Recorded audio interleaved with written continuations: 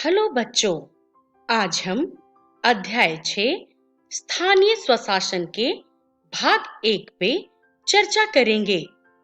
तो बच्चों, इस वीडियो में हम चर्चा करेंगे स्थानीय स्वशासन पर और पंचायती राज पे। तो चलो शुरुआत करते हैं हम स्थानीय स्वशासन से। बच्चों, सबसे पहले हमें ये जान लेना चाहिए कि स्थानीय स्वशासन की परिभाषा या अर्थ क्या होता है। जैसा कि नाम से स्पष्ट है, स्थानीय स्वशासन अर्थात ऐसी शासन व्यवस्था जो कि किसी स्थान स्तर पे सीमित हो। जैसे कि अगर हम गांव की बात करें तो बताइए, गांव में किस प्रकार की शासन व्यवस्था पाई जाती है? जी हाँ, पंचायती राज। और अगर हम शहरी क्षेत्रों की बात करें तो सोच कर देखो, शहरी क्षेत्रों में किस प्रकार की शासन व्यवस्था पाई जाती है? जी हाँ, नगर पालिका तथा नगर निगम। तो चलिए अब हम आगे बढ़ते हैं। आगे बढ़ते हुए हम शुरुआत करते हैं पंचायती राज से। तो सबसे पहले हमें जहां पे ये जानना चाहिए कि पंचायती राज आखिर होता क्या है। बच्चों, पंचायती राज, अगर हम इसकी परिभाषा या अर्थ की बात करें तो यह शासन व्यवस्था का वह स्वरूप है जो ग्रामीण क्षेत्रों में निर्वाचित जनप्रतिनिधियों द्वारा संचालित की जाती है। अर्थात पंचायती राज ग्रामीण क्षेत्रों में देखी जाती है, जो कि आप सबको पता होगा। बच्चों, आप बात कर रहे हम झारखंड राज्य की। तो पंचायती राज व्यवस्था झारखंड राज्य में 3 स्तरों पे कार्य करती है। पहला है ग्राम स्तर पे, दूसरा है प्रखंड स्तर पे और तीसरा है जिला स्तर पे। अगर इसको थोड़ा हम और डिटेल में या अच्छी तरह से समझने का प्रयास करें तो आप इसके द्वारा समझ सकते हैं। ग्राम पंचायत अर्थात ग्राम स्तर पे, उसके ऊपर होता है पंचायत समिति जो कि मध्यवर्ती स्तर कहलाता है, और सबसे ऊपर होता है जिला परिषद जो कि जिला स्तर पे होता है। चलिए अब हम आगे बढ़ते हैं और इन सभी स्तरों को एक एक करके इनका अध्ययन करते हैं। तो आइए अब हम अध्ययन करते हैं ग्राम स्तर पे पंचायती राज व्यवस्था पे। बच्चों, आपसे अगर पूछा जाए कि पंचायती राज प्रणाली की महत्वपूर्ण इकाई कौन है, तो आपका उत्तर होना चाहिए ग्राम पंचायत। क्योंकि जब हम बात करते हैं पंचायती राज की, तो यह व्यवस्था में सबसे पहले जो या सबसे इंपॉर्टेंट चीज जो होनी चाहिए वो होती है ग्राम पंचायत की उपस्थिति। अब यहाँ पे सवाल होता है कि ये जो ग्राम पंचायत है इसका गठन कैसे होता है? तो दोस्तों, इसके गठन में जो प्रत्यक्ष रूप से निर्वाचित सदस्य हैं और मुखिया, ये दोनों सम्मिलित होते हैं। अर्थात इसका गठन इन दोनों के द्वारा ही होता है। बच्चों, पंचायती राज व्यवस्था की प्रशासनिक इकाई ग्राम पंचायत होती है जो अपने पंचायत का या अपने पंचायत के विकास के लिए कार्य करती है। ग्राम पंचायत के निर्वाचित सदस्य अगर हम जाने तो कौन कौन होते हैं? मुखिया और वार्ड सदस्य। अर्थात आपसे जब पूछा जाए कि ग्राम पंचायत के निर्वाचित सदस्य कौन कौन होते हैं, तो आपका उत्तर होना चाहिए मुखिया और वार्ड सदस्य। चलिए अब हम आगे बढ़ते हैं। आगे बढ़ते हुए हम अपनी चर्चा ग्राम स्तर पे पंचायती राज व्यवस्था पे जारी रखेंगे और अब हम चर्चा करेंगे मुखिया पर। दोस्तों, क्या आप जानते हैं मुखिया कौन होता है? क्या आपको पता है मुखिया किसे कहते हैं? बच्चों, मुखिया जो है वो ग्राम पंचायत का प्रधान होता है, अर्थात वो ग्राम पंचायत का हेड होता है। अच्छा, अब यहाँ पे आपके मन में ये सवाल उठ रही होगी, तो मुखिया कौन बन सकता है? क्या मैं भी मुखिया बन सकता हूँ या मैं भी मुखिया बन सकती हूँ? नहीं बच्चों, मुखिया बनने के लिए किसी भी व्यक्ति की उम्र 21 वर्ष तो होनी ही चाहिए। अर्थात मुखिया बनने के लिए अभी आपकी उम्र बहुत ही कम है, क्योंकि आप सब अभी 21 वर्ष से कम हो। बच्चों, मुखिया के पद के लिए एक चीज और अनिवार्य है, वह यह कि जब वो मुखिया के पद के लिए खड़ा होता है तो उस समय वो किसी भी सरकारी नौकरी में कार्यरत नहीं होना चाहिए।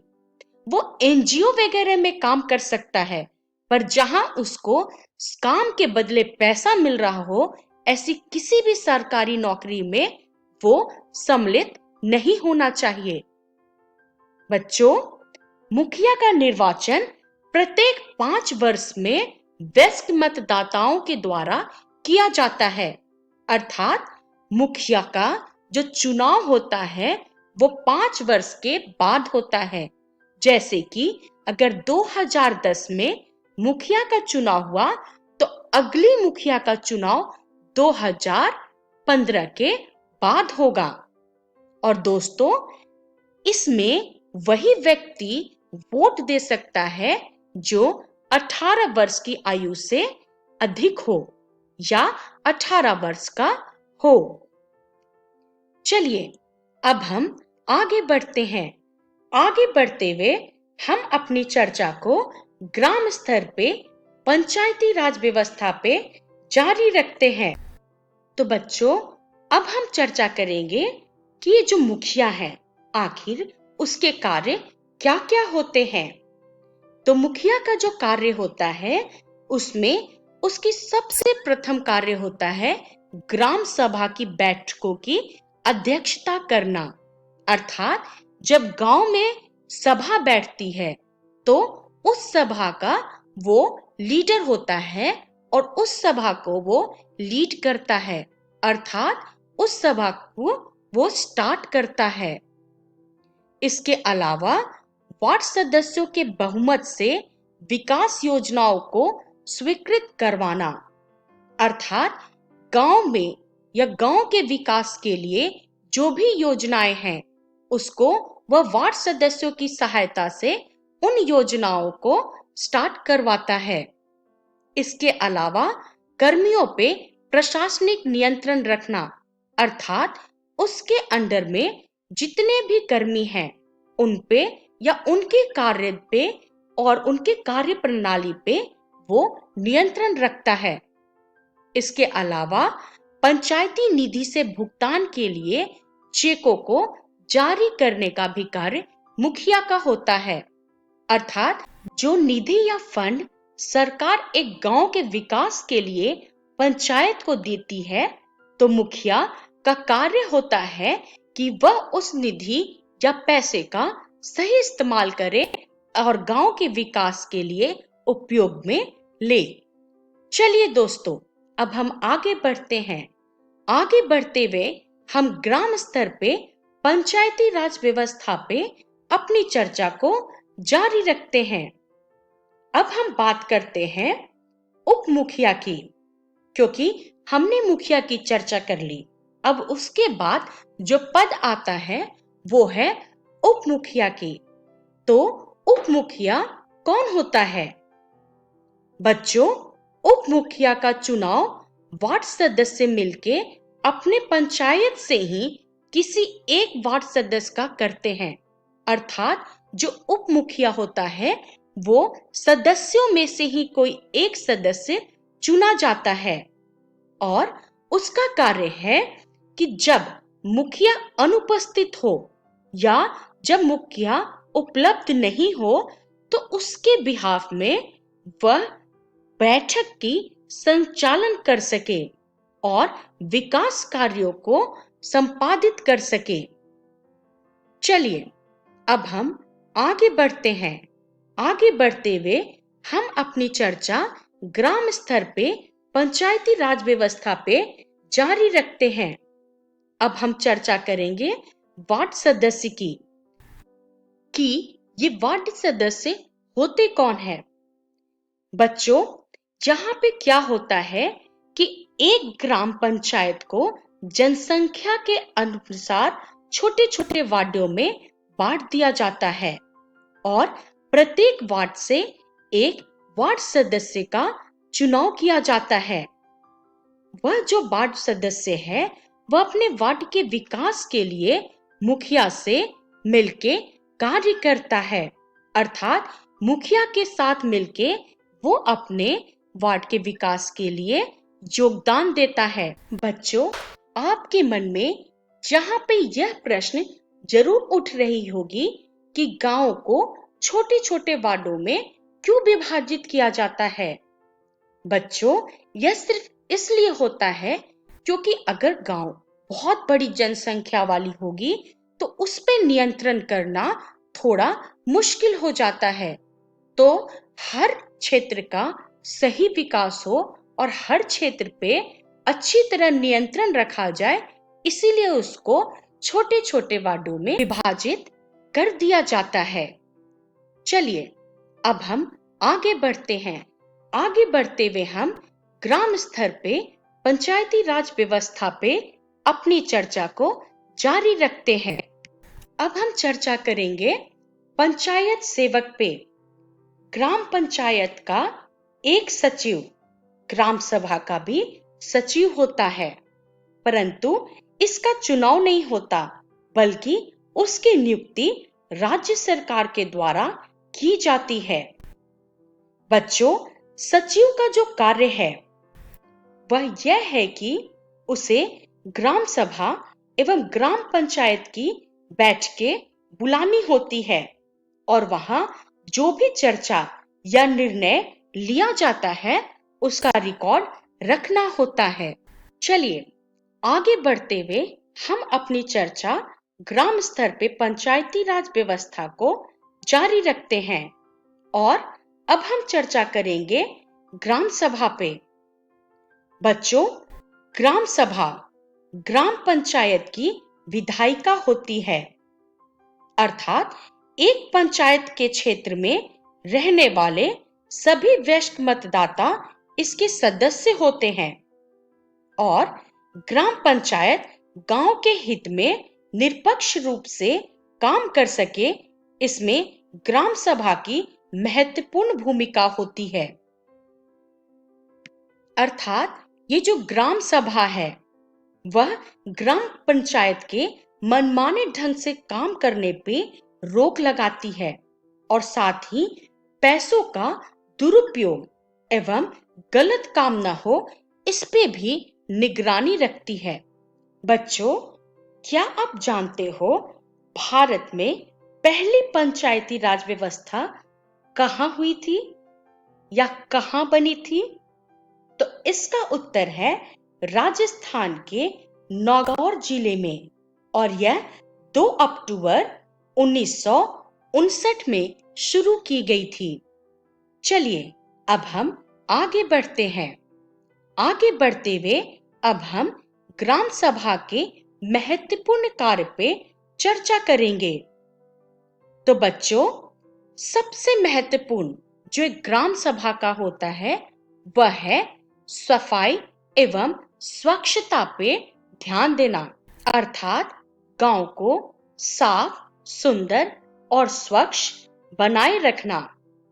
इनका दूसरा मुख्य कार्य है पर्यावरण संरक्षण, अर्थात वृक्ष की कटाई को रोकना और वृक्षारोपण को प्रोत्साहित करना ताकि हमारा जो गांव है वो हरा भरा बना रहे। ग्राम सभा का महत्वपूर्ण कामों में से एक काम है ग्राम सभा की संपत्ति की सुरक्षा, अर्थात जो संपत्ति या जो निधि ग्राम को सरकार के द्वारा उसके विकास के लिए दी जाती है, उस निधि का या उस पैसे का सही इस्तेमाल हो, इस चीज की निगरानी ग्राम सभा रखता है। इसके अलावा ग्राम सभा जो है वो गरीबी उन्मूलन का भी कार्य करती है, अर्थात गांव से गरीबी को दूर करने के लिए वो अनेक कार्य या अनेक योजनाएं बनाती है, जिसके कारण लोग ज्यादा से ज्यादा रोजगार में शामिल हो सकें। चलिए अब हम चर्चा करते हैं ग्राम पंचायत के कार्यों पे।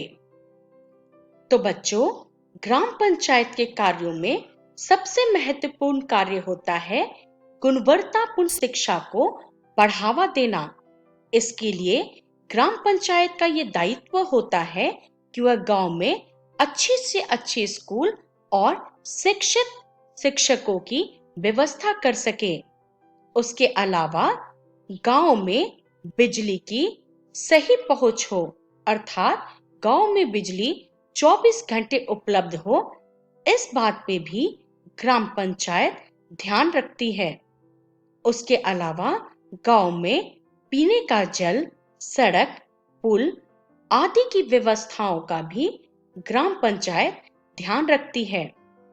गांव में पशुपालन, मत्स्य पालन, दूध उद्योग, इन सारे उद्योगों को बढ़ावा देने का भी कार्य ग्राम पंचायत का ही होता है। इसके अलावा मनरेगा के तहत मजदूरों को काम देना और सही समय पे उनके वेतन का भुगतान करवाना भी ग्राम पंचायत के कार्य के अंतर्गत ही आता है। बच्चों, इसके अलावा ग्राम पंचायत इस बात पे भी ध्यान देती है कि गांव में कृषि और बागवानी की योजनाएं सुनिश्चित ढंग से हो सके, ताकि हमारा गांव हरा भरा रह सके। गांव के वार्षिक योजना व बजट तैयार करना भी ग्राम पंचायत के ही कार्य होते हैं। चलिए अब हम देखते हैं कि इस वीडियो में हमने क्या क्या सीखा। बच्चों, इस वीडियो में हमने चर्चा की स्थानीय स्वशासन तथा पंचायती राज पे, जिसका रेफरेंस है सामाजिक एवं राजनीतिक व्यवस्था कक्षा 6 की पाठ्य पुस्तक।